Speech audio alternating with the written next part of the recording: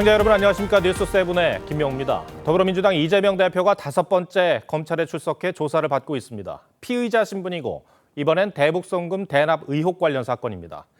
이 대표는 단식 열흘째인 날 검찰에 나간 건데 조사를 받기 전 윤석열 대통령을 강하게 비판했습니다. 검찰 조사를 받는 피의자가 아닌 정권의 탄압을 받는 야당 대표의 이미지를 부각한 것으로 읽힙니다. 먼저 구민성 기자가 보도합니다. 열흘째 단식으로 다소 수척해진 모습의 이재명 대표가 차량에서 내려 지지자들에게 손을 들어 보입니다. 이 대표는 평소보다 느린 걸음으로 검찰청사에 들어섰습니다. 미리 준비한 2분여간의 발언은 혐의에 대한 소명보단 윤석열 정부에 대한 비판이 대부분이었습니다. 국민 주권을 부정하는 국정 행위에 대해서 국민에게 사과해야 합니다. 내각 총사퇴와 국정 방향 전환도 거듭 주장했습니다. 자신에 대한 수사는 정치검찰을 악용한 조작과 공작이라고도 했습니다. 화무 11홍이라 했습니다. 권력이 강하고 영원할 것 같지만 취재진 질문엔 답하지 않았습니다. 쌍방울 대북송금 대납 의혹의 피의자 신분으로 출석한 이 대표는 이번이 당대표 취임 이후 5번째 검찰 출석입니다. 앞서 이 대표는 성남FC 불법 후원금 의혹과 대장동 개발과 백현동 특혜 의혹 등으로 검찰 조사를 받았습니다.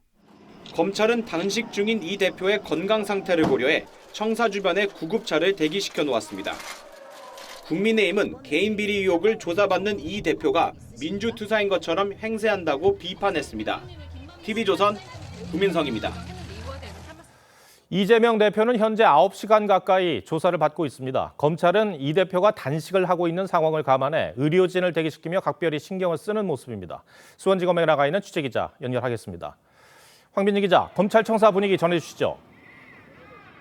네, 검찰은 이재명 대표를 상대로 8시간 넘게 조사를 이어가고 있는데요. 이재명 대표 측이 건강 상태 등을 이유로 오늘 조사는 이만 끝내줄 것을 요청한 것으로 전해졌습니다. 이에 따라 오늘 조사는 한두 시간 정도 조서를 더 열람한 뒤 마무리될 것으로 보입니다. 이재명 대표 측은 오늘 오전 10시 20분쯤 수원지검에 도착해 조사를 받았습니다. 검찰은 150쪽에 달하는 질문지를 준비해 이 대표의 쌍방울 대북송금 관여 여부를 집중 캐물었습니다. 조사는 관련 수사를 해온 송민경 부부장 검사와 박상용 검사 등 3명이 직접 한 것으로 전해졌습니다. 검찰은 이 대표가 2019년 김성태 전 쌍방울 회장이 북한에 800만 달러를 대납하는 과정에 관여한 것으로 보고 제3자 뇌물 혐의를 적용했습니다. 검찰은 이 대표가 대북 송금을 알았는지 김 전 회장과는 어떤 관계인지 등 규명에 초점을 맞췄습니다.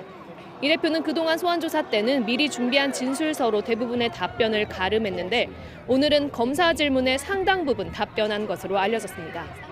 수원지방검찰청에서 TV조선 황민지입니다. 이번에는 조사 내용을 조금 더 짚어보겠습니다. 이재명 대표는 쌍방울의 800만 달러 대북송금 사실을 전혀 몰랐다고 부인하는 상태입니다. 하지만 검찰은 이 대표가 대북송금 사실을 사전 보고받은 증거가 충분하다며 혐의 입증에 자신감을 보이고 있습니다. 양측의 공방을 조성호 기자가 정리했습니다. 쌍방울 대북송금과 이재명 대표와의 연관성을 규명할 핵심 인물은 김성태 전 회장과 이화영 전 부지사. 김 전 회장은 북한에 돈을 보낼 때마다 이 전 부지사를 통해 이재명 대표와 통화했고 이 대표로부터 열심히 하라는 얘기를 들었다고 법정에서 증언했습니다. 김성태가 대표님한테 방북비 대납 보고했다고 진술했는데 어떻게 보셨어요? 이 전 부지사는 경기도와 쌍방울 사이 가교 역할을 했습니다. 검찰 조사에서 대북 송금 사실을 이 대표에게 사전 보고했다고 진술했지만 최근 검찰 압박으로 허위 진술했다며 입장을 번복해 검찰 수사에 혼선을 주기도 했습니다. 이 대표는 검찰 출석 전 8장 입장문을 통해 관련 혐의를 전면 부인했습니다. 대북 송금은 정치 인생을 망칠 중대 범죄라며 쌍방울에 방북 비용을 지급해달라고 요청할 필요가 없었다고 주장했습니다. 하지만 검찰은 이 대표와 쌍방울 관계 규명에 자신감을 드러냅니다. 검찰 관계자는 경기도와 쌍방울 관계자의 증언과 자료는 물론 국정원 자료까지 확보했다며 인적, 물적 증거가 탄탄하다고 밝혔습니다. 검찰 내부에선 이 대표 논리를 깰 증거가 충분히 확보돼 구속영장 청구까지 무리 없이 진행될 거란 전망이 나옵니다. TV조선 조성호입니다. 민주당은 앞서 이재명 대표 검찰 조사 때 다른 의원들이 함께 갈 계획은 없다고 했지만 오늘 검찰청사 앞엔 민주당 지도부를 포함해 친명계 의원들이 대거 나와 이 대표를 맞았습니다.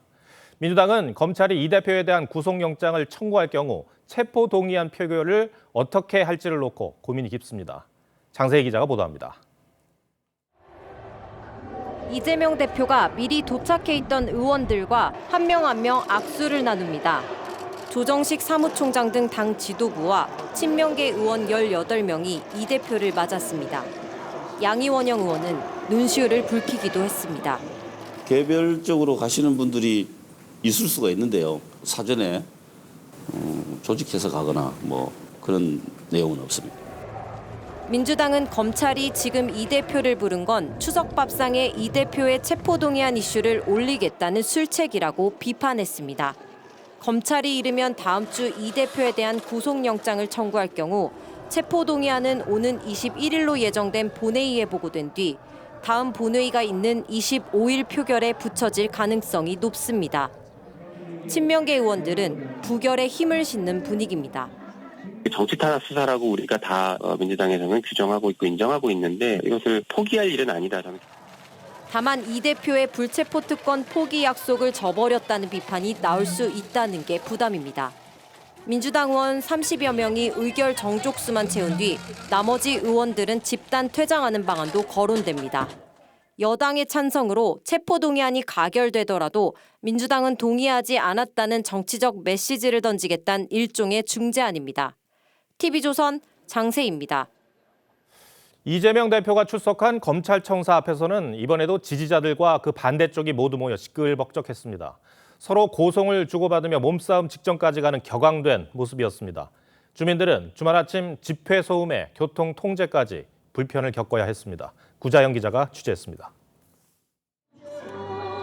수원지검 앞에 파란색 옷을 입고 모인 지지자들이 목소리를 높입니다.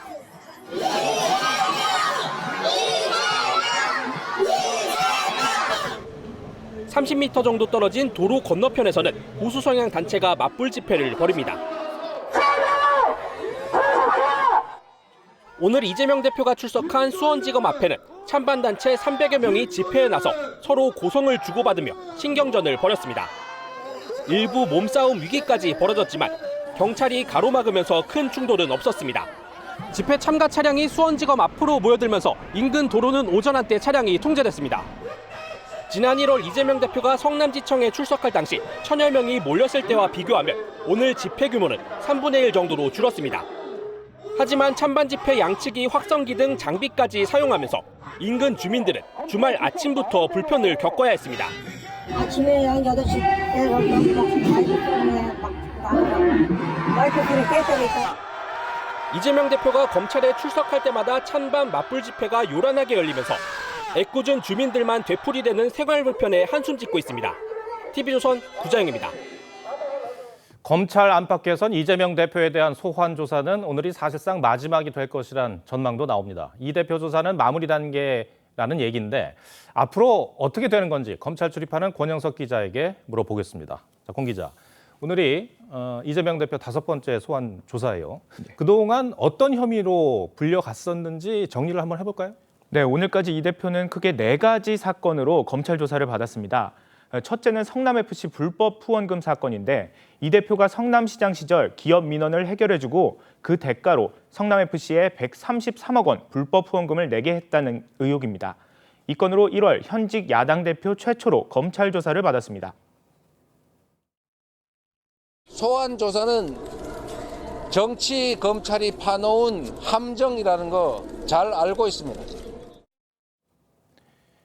네, 이후 1월과 2월 2차례에 걸쳐 대장동 위례개발 비리 의혹으로 검찰 조사를 받았습니다. 지난달에는 백현동 특혜 의혹으로 조사를 받았고 오늘은 쌍방울 대북 송금 의혹으로 5번째 조사를 받은 겁니다. 오늘 이재명 대표가 조사를 받고 있는데 그 태도가 종전과는 조금 달라졌다면서요? 네, 오늘도 본인에게 민감하거나 불리한 질문에 대해서는 기존처럼 진술서로 대신하겠다며 함구했습니다. 하지만 예민하지 않은 질문에 대해서는 상당히 자세히 입장을 설명한 것으로 전해졌습니다. 서면 질술서로 가름하면서 사실상 조사를 거부했던 그동안과는 다른 모습인데 검찰 안팎에서는 이 대표가 영장 청구를 의식해서 자신은 소환도 응하고 조사에도 협조했다는 모습을 연출하는 게 아니냐 그런 분석이 나옵니다. 이 대북 송금과 관련해서 이 대표 측 입장이 궁금한데 들어봤습니까? 네, 이 대표는 줄곧 대북 송금 의혹이 검찰의 소설이라고 주장해 왔습니다. 정말 소설을 쓰고 있는데 국가 권력을 남용하는 것이고 정치 공작이다 그렇게 생각합니다.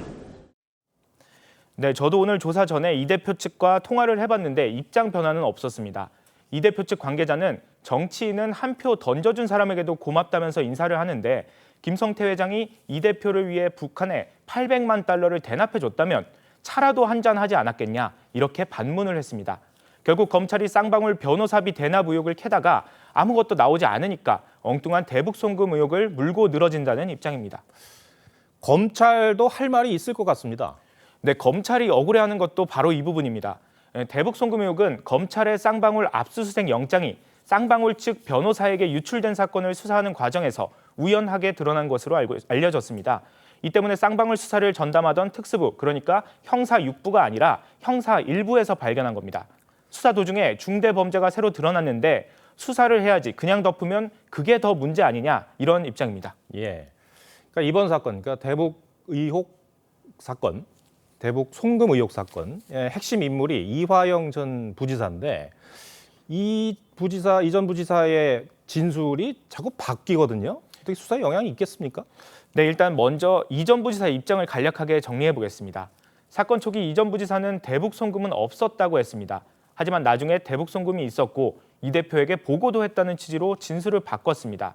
하지만 최근에 또다시 검찰 압박으로 허위 진술을 했다고 번복했습니다. 검찰은 이 전 부지사 진술이 오락가락해도 혐의 입증에는 문제가 없다는 입장입니다. 국정원 문건을 비롯해서 다양한 증거와 또 다른 관련자들의 진술을 이미 확보해놨다는 겁니다. 이재명 대표에 대한 검찰 조사가 이제 마무리 단계로 보이는데 구속영장을 청구할 것 같습니까? 네, 일단 검찰의 공식 입장은 구속영장 청구를 검토 중이라는 겁니다. 하지만 검찰 내부에서는 영장 청구는 기정사실이란 분위기가 지배적입니다. 대북 송금과 백현동 의혹을 묶어서 구속영장을 청구하는 방안이 유력한데 두 사건 모두 1년 넘게 수사가 이어졌기 때문에 이르면 다음 주에도 영장 청구 가능성이 점쳐집니다. 예. 지금 상당히 이제 이슈가 되는 사건인데 또 김만배하고 김학림 씨의 허위 인터뷰 의혹 사건, 이 사건하고도 이재명 대표가 관련이 있는 것으로 봐야 될까요? 어떻습니까? 네, 일단 중앙지검이 김만배 씨의 허위 인터뷰 의혹과 관련해서 특별수사팀을 꾸리고 배후 세력까지 규명하겠다고 벼르고 있는 상황입니다. 결국 이 건에 대한 검찰 수사도 허위 인터뷰의 수혜자 격인 이재명 대표로 향할 가능성이 높다는 관측이 많습니다. 또 이 대표가 성남시장 시절 정자동 호텔 시행사에 특혜를 줬다는 정자동 호텔 의혹도 아직 수사 중입니다. 알겠습니다. 권영석 기자, 잘 들었습니다.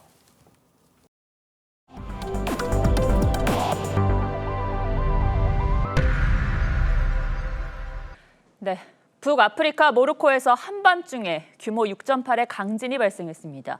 방금 전에 들어온 소식으로는 확인된 사망자만 800명을 넘어섰습니다. 이제 날이 밝아 본격 구조 작업이 시작됐는데요. 사상자는 더 늘어날 것으로 보입니다. 먼저 이유진 기자입니다. 건물이 갑자기 흔들리더니 순식간에 폭삭 내려앉습니다. 앞도 제대로 보이지 않는 흙먼지 속에서 사람들이 비명을 지릅니다. 현지 시간 8일 밤 모로코 마라케시 남서쪽에서 규모 6.8의 강진이 발생했습니다. 약 350km 떨어진 수도 라바트를 비롯한 도시 곳곳에서 건물이 부서졌고 정전이 잇따랐습니다. 현재까지 최소 632명이 숨졌고 부상자까지 합하면 사상자가 1000명에 육박합니다. فضلا عن 329 إصابة بما في ذلك 51 شخص في حالة حرجة. 가까스로 대피한 사람들은 집으로 돌아가지도 못한 채 밤새 거리에서 공포에 떨었습니다. كنا جالسين عادي حتى كنحسوا بالارض كتزعزع كلشي في الدار كيتحرك ما عرفنا شنو واقع قالت لي ماما هذا الزلزال قلت لها لا ما يمكنش. 아침이 되면서 폐허로 변한 도시의 모습이 속속 드러나고 있습니다. 모로코 당국은 본격 구조에 착수했는데 무너진 건물 잔해에 얼마나 많은 사람이 갇혀 있을지 추산도 되지 않는 상황입니다. 이번 지진은 지난 1960년 수천 명의 희생자를 낳은 아가디르 지진 이후 가장 강력한 지진으로 기록됐습니다. TV조선 이유진입니다. 지진 피해가 컸던 데는 진원의 깊이가 깊지 않았고 또 밤 11시가 넘은 시각에 발생해 시민들은 잠결에 대피해야만 했습니다. 특히 구조대가 접근하기 어려운 산악지대에서 사망자가 속출했는데 이들이 거주하는 건물들이 지진에 취약한 것으로 나타났습니다. 류주현 기자입니다. 진동을 감지한 사람들이 식당 밖으로 달려나갑니다. 대피는 했지만 지진의 충격은 여전합니다. 금요일 밤 11시를 넘긴 한밤중 지진에 시민들은 잠옷 차림으로 대피해야 했습니다. واحد اللحظة كنحس بالمخدة واللحاف كيمشي ويجي بيا قلت عاد بلا باش طراجي نضرت الجهة الأخرى عاوتاني هكاك هو يتجهد هذاك الشيء بزاف 3 المرات. 진원이 지표면과 비교적 가까운 18km였던 만큼 피해는 더 컸습니다. 늦은 밤 구조대가 제때 도착하지 못해 건물에 갇힌 사람들을 구하려 주민들이 맨손 구조에 나서기도 했습니다. 대부분의 사망자는 산악지대에서 발생한 것으로 전해졌습니다. 지진으로 도로가 파손되고 봉쇄되면서 구조대의 접근이 어려웠는데 이 지역의 주거시설이 전체적으로 지진에 취약한 구조물이라는 점도 피해를 키웠습니다. 지진이 자주 발생하는 아프리카판과 유라시아판 사이에 위치한 모로코의 지형적 특징도 피해를 가중시킨 원인 중 하나입니다. 모로코라는 나라 이름의 어원이 된 중세 도시이자 유명 관광지인 마라케시도 큰 피해를 입었습니다. 현지 매체는 유네스코 문화유산으로 지정된 구도심 메디나의 일부 건물이 파손됐다고 전했습니다. TV조선 류주현입니다. 학부모의 악성 민원에 시달리다 숨진 것으로 알려진 대전의 초등학교 교사가 오늘 제자와 동료들에게 마지막 인사를 하고 떠났습니다. 숨진 교사가 앞서 교권 침해 조사에 응답한 기록도 공개가 됐는데 도움을 받지 못한 채 정신과 치료를 받으며 버텼다는 내용이 담겨 있었습니다. 김다루 기자입니다. 남동생이 누나의 영정을 안고 무거운 발걸음을 옮깁니다. 유족들은 끝내 오열하고 맙니다.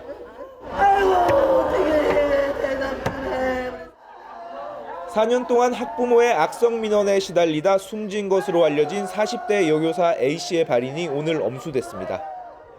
노제가 치러진 학교 앞에는 제자들과 동료 교사, 학부모 등 수백 명이 찾아와 A씨를 추모했습니다. 굉장히 차분하시고 공정하게 그리고 옳고 그름을 알려주려고 하셨기 때문에 저는 이런 일 당했다고 생각해요. 숨진 A씨가 지난 7월 교권 침해 조사에 응답한 기록이 오늘 공개됐습니다. A씨는 4년여 동안 학교나 교원단체에서 아무 도움을 못 받았다고 호소했습니다. 결국 교사로서의 자긍심을 잃고 무기력감을 느끼며 우울증 치료를 받았다고 털어놨습니다. A씨는 또 교육 현장에 대한 이해도 없는 아동학대 조사기관의 무책임한 처사에도 분통을 터뜨렸습니다. 업무 중에 발생한 이 법적 분쟁은 왜 혹시 교사 혼자 네 알아서 해 이런 수준밖에 안 될까요? A씨는 교사들에게 희망적인 교단을 다시 안겨달라는 말을 남겼지만 한 달여 만에 결국 생을 마감하고 말았습니다. TV조선 김다로입니다. 오토바이를 타고 가던 10대가 헬멧을 쓰지 않아 경찰에 붙잡혔는데 신원을 조회해보니 구인장이 발부된 수배자였습니다. 문제는 그 다음에 일어났습니다. 경찰서로 연행하던 도중 도주한 겁니다. 김창석 기자입니다. 오토바이 한 대가 빠르게 달아나고 순찰차가 이를 뒤쫓습니다. 오늘 새벽 0시 25분쯤 서울의 한 지구대에서 조사를 받던 10대 남성 A씨가 도주한 겁니다. 경찰은 A씨를 지구대에서 100m 떨어진 강서경찰서로 도보로 연행해 갔는데 A씨는 이 과정에서 지구대 옆에 주차된 자신의 오토바이를 타고 달아났습니다.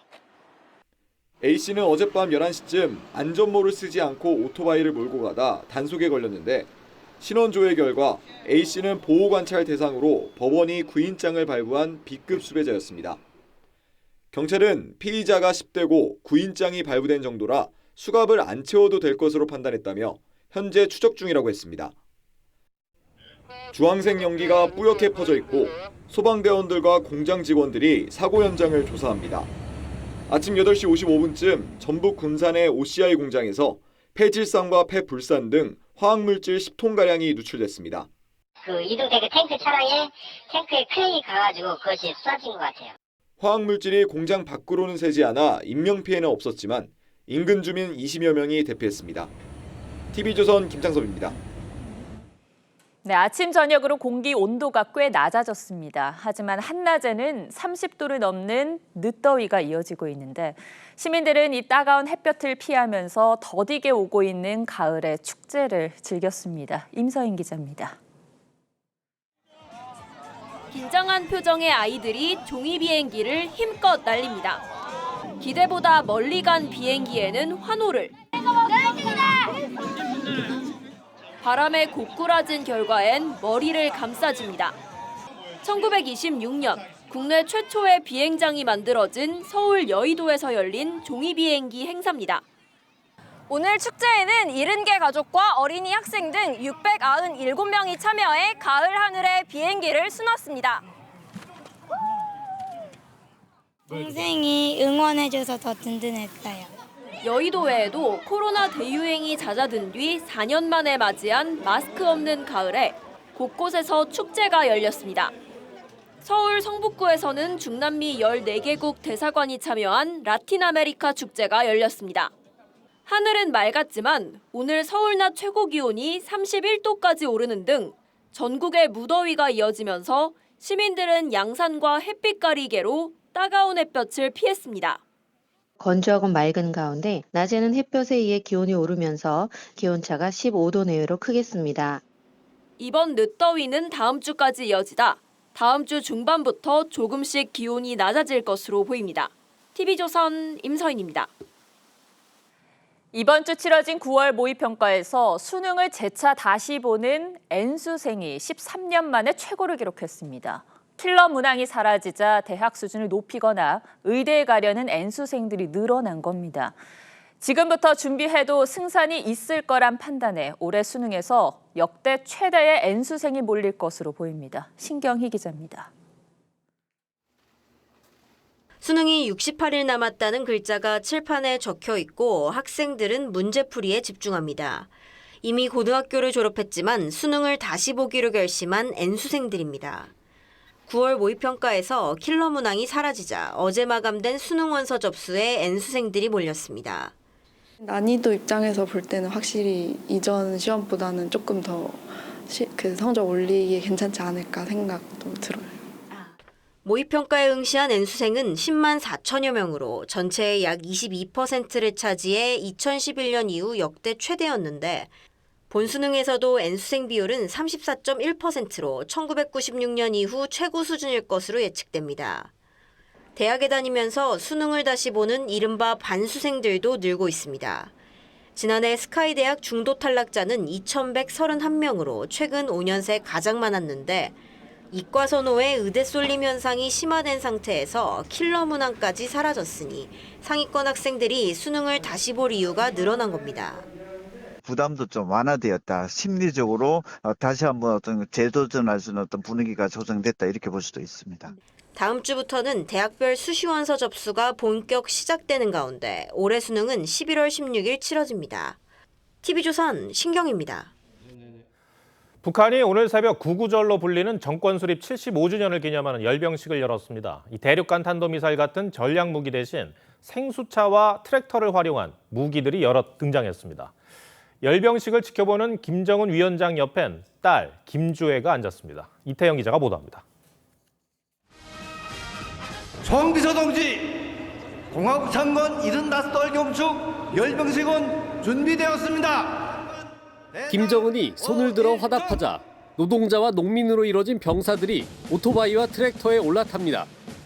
오늘 새벽 0시 김일성 광장에서 열린 북한 정권 수립 75주년 열병식입니다. 야간에 열려 화려한 조명과 축포로 선전 효과를 극대화했습니다. 이날 열병식에는 우리나라 예비군 역할을 하는 노농저기군 부대들이 참가했습니다. 대륙간 탄도미사일 같은 전략 무기는 등장하지 않았습니다. 대신 용악산 샘물이라고 쓰인 생수트럭 위와 시멘트 운반 트럭 밑에 방사포가 숨겨져 있는 이른바 위장 방사포병 9분대가 소개됐습니다. 김정은 위원장 옆엔 정장을 입은 딸 김주혜도 나타났습니다. 부인 리설주를 대신해 퍼스트레이디 역할을 수행했습니다.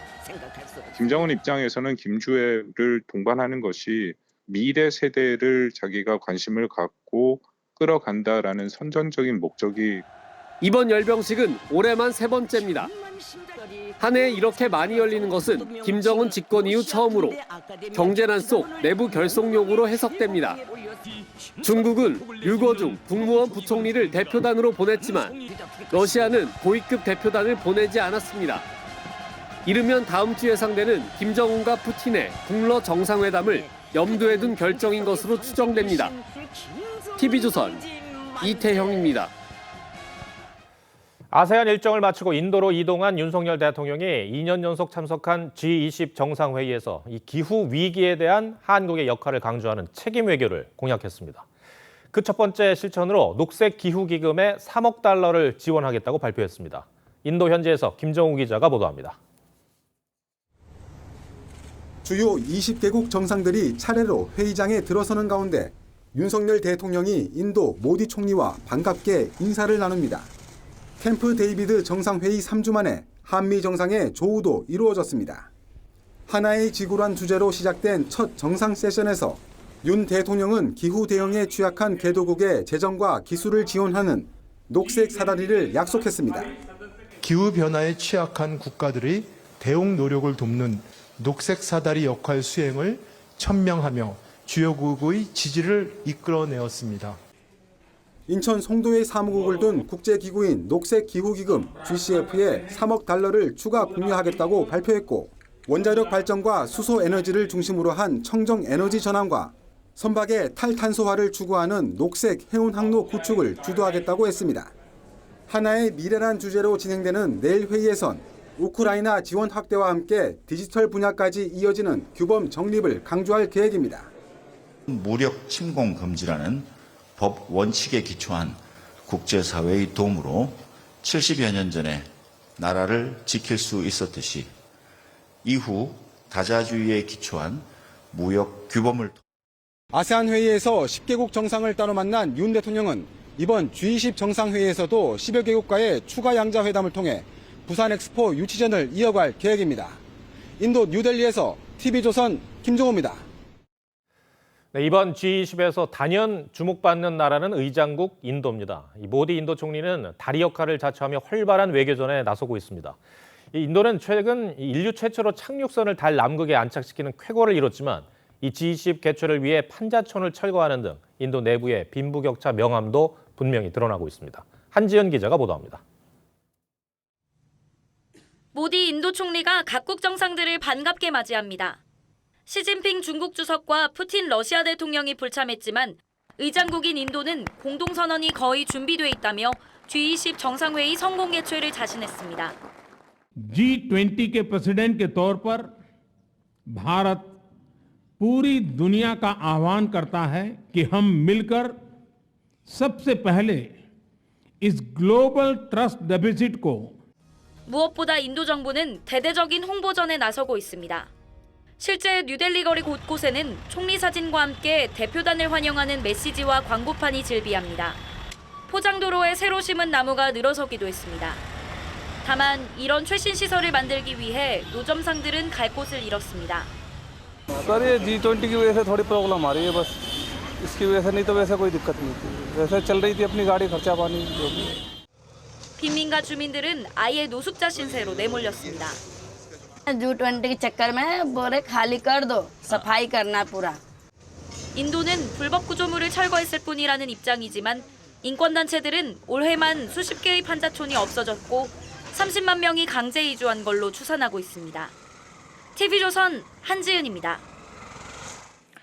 최근 집값이 꿈틀거리고 각종 규제가 풀리면서 빚을 내 집을 사는 20, 30대들 이른바 영끌족이 다시 늘고 있습니다. 문제는 가계부채도 함께 급증하고 있다는 겁니다. IMF가 부동산 규제 정책을 다시 검토해야 한다는 경고까지 내놨습니다. 지선호 기자가 보도합니다.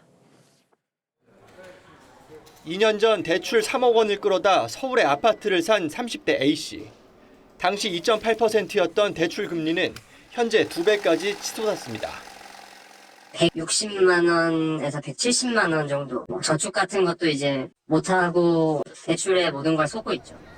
부동산 급등기의 정점에 달했다. 시장 침체로 사그러들었던 영끌족의 매수 열기가 최근 곳곳에서 다시 감지되고 있습니다. 젊은 분들이 실수요로 대출도 일부분 끼고 사는 분들도 있고 주말에는 거의 밥을 못 먹을 정도로 상담 문의가 많아요. 올해 7월 거래된 전국 아파트 세 채 중 한 채는 30대 이하가 사들였습니다. 지난해 하반기 27.9%에 불과했는데 크게 늘어난 겁니다. 정부가 연초에 대출 등 각종 규제를 풀어준 데다 공사비 상승에 신축 분양가도 끝없이 오르자 다급해진 수요자들이 서둘러 매수에 나섰다는 분석입니다. 문제는 우리 경제의 뇌관인 가계대출까지 덩달아 고개를 들었다는 겁니다. 은행 가계대출은 지난달 6조 원 가까이 치솟았습니다. 가계부채는 앞으로도 굉장히 엄격히 일관되게 안정적으로 관리하는 정책을 지속할 것이다. 정부는 가계대출 규모가 대응 가능한 수준이라고 진단했지만 IMF는 우리 정부의 부동산 규제 완화에 재검토가 필요하다고 지적했습니다. TV조선 지선호입니다. 네, 우리 경제의 뇌관인 가계부채가 급증하고 있는데 경제의 버팀목이 돼줘야 할 수출과 투자 그리고 소비까지 부진을 면치 못하고 있습니다. 연초만 해도 상저하고 그러니까 상반기에는 경기가 어려워도 하반기에는 조금 나아질 거라는 장밋빛 전망이 나눴었는데 이게 과연 가능할지 경제부 김혜나 기자와 따져보겠습니다. 자, 김 기자, 먼저 지금이 3, 4분기를 지나고 있는데 현재 경제 상황부터 점검해보죠. 네, 정부는 지난해 말부터 올 하반기 경제 성장에 대한 자신감을 드러내 왔는데요. 예상과 달리 경기가 더디게 회복되고 있어서 상저하고가 아닌 상저하저가 되는 게 아니냐는 우려가 나옵니다. 먼저 생산부터 보시면요. 매출과 생산량 지표인 산업 생산이 5월부터 되살아나는가 싶다가 석 달 만에 다시 고꾸라졌습니다. 반도체 생산도 2.3% 줄었는데요. 글로벌 반도체 불황이 올해까지 장기화되면서 돌파구를 찾기가 쉽지 않아 보입니다. 생산이 줄었다면 소비나 투자의 성적이 더 끌어올려줘야 하는데 사실 저만 해도 지갑 열기가 여전히 쉽지 않거든요. 네, 맞습니다. 소비 지표는 한 달 만에 3.2% 줄어서 3년 만에 가장 크게 내렸고요. 품목도 옷이나 식료품, 자동차에 이르기까지 고르게 줄었습니다. 설상가상 소비자 물가도 지난달부터 상승폭을 다시 키우고 있고요. 유가도 고공행진을 이어가고 있습니다.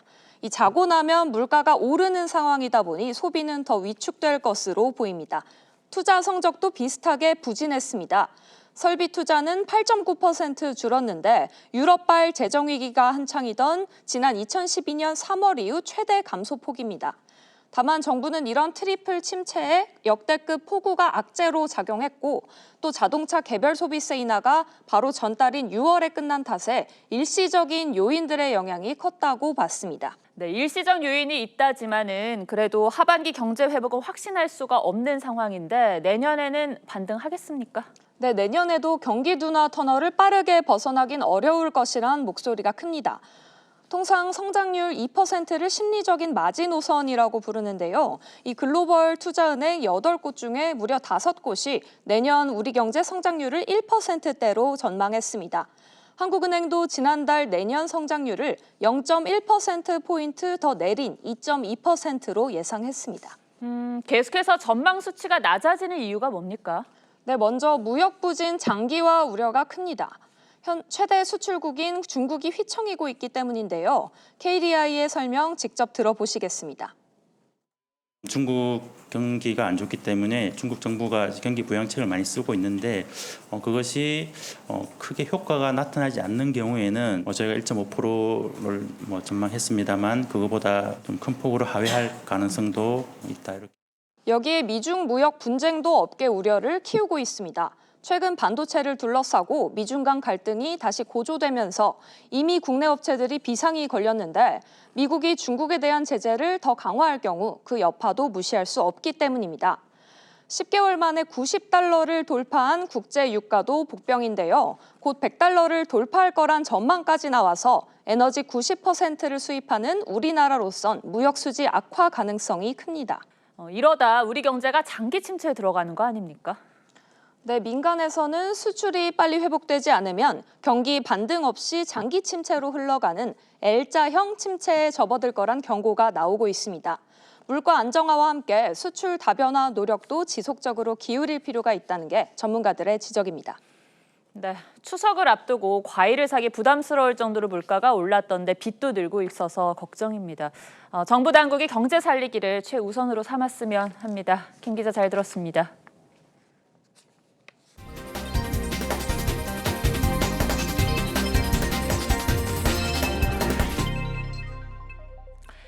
자동차의 본고장인 독일 뮌헨에서 유럽 최대 모터쇼가 개막했습니다. 역시 전기차가 대세를 이뤘고 무엇보다 유럽 차들보다 중국 기업들의 약진이 두드러졌습니다.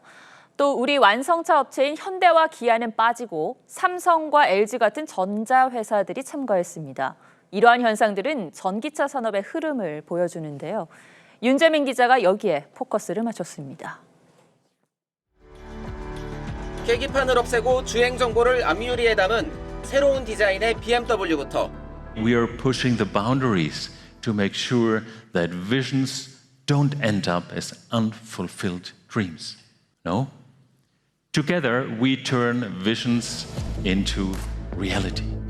15분만 충전해도 400km를 달리고 한 번 충전에 최대 750km까지 주행하는 벤츠까지.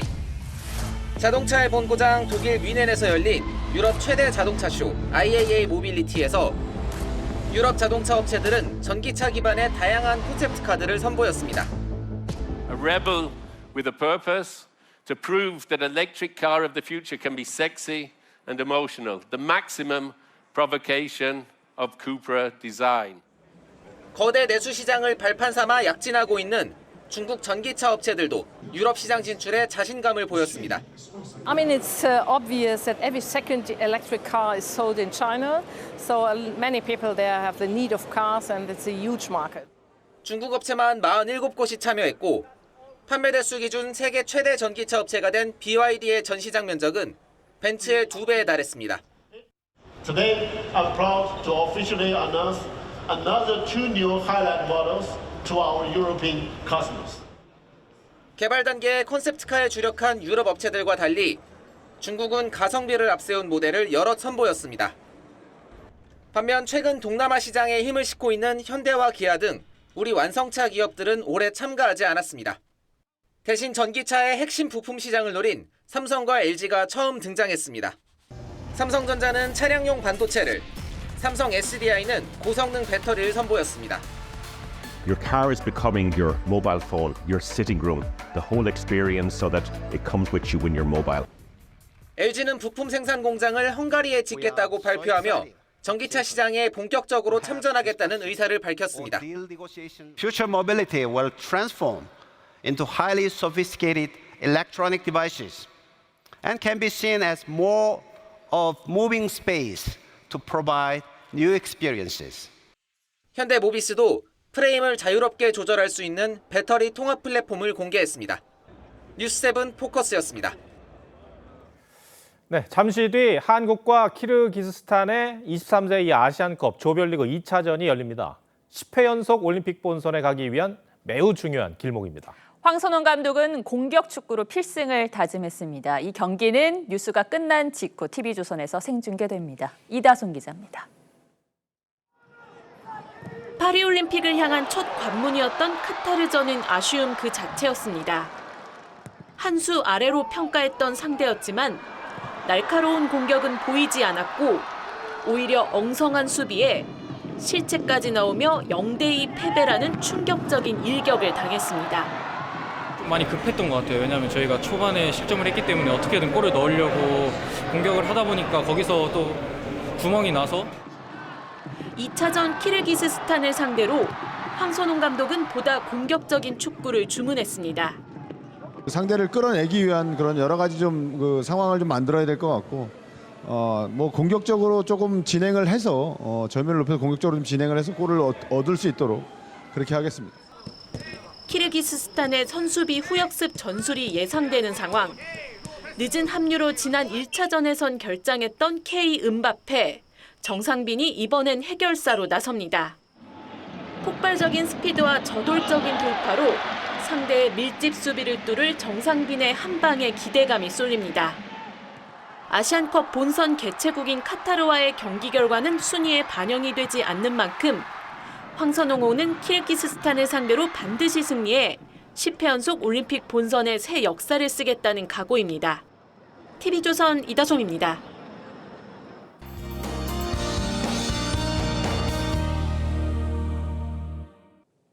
하루에 두 계절을 오가듯 기온 변화가 심합니다. 내일도 내륙을 중심으로는 기온차가 10도 이상 크게 벌어질 수 있겠는데요.